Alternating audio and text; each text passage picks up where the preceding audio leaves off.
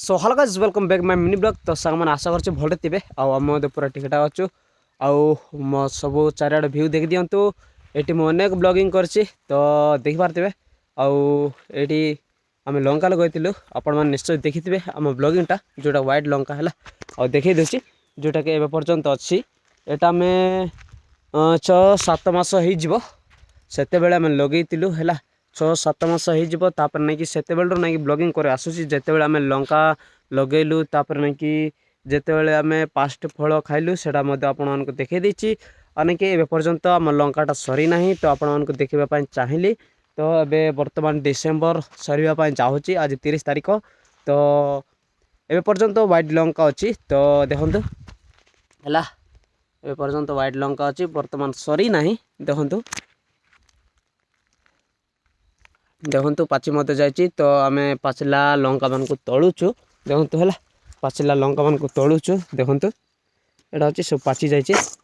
देखु केते सुंदर भाव में पाची आड़ा आम पाचला लंका को तलिकिना नेबू आसंत वर्ष लगेवाई आम एटा मंजी काढ़ू। तो आपण मैंने देखी थे मो व्हाइट लंकार समस्त ब्लॉगिंग गुड़ाक तो जदि देखी ना जाइकिना मो पेज रे मो प्रोफाइल रे जाइकिना नहीं कि देखी पारिबे सबू है आ यूट्यूब चैनल रे ये लंका विषय लंग वीडियो मध्य छाड़ी जाइकिना सब इनफॉरमेशन जानवा चाहूते ना कि जाइकिना देखी पारबे। तो साउ माने लंकाटा बहुत सुंदर है देखु आ पाची मध्य जाइए रेड हेबाई जाऊँगी आउ एटा व्हाइट लंका तो यही लंका विषय समस्त मु कहीदे आ देखो ए पर्यंत अच्छी है ए पर्यंत सरी ना बर्तमान ना कि हो देखते ए पर्यंत सरी ना टिके अच्छी आ ना कि गछ को है ये गछ को जब भल जत्न ले भलरे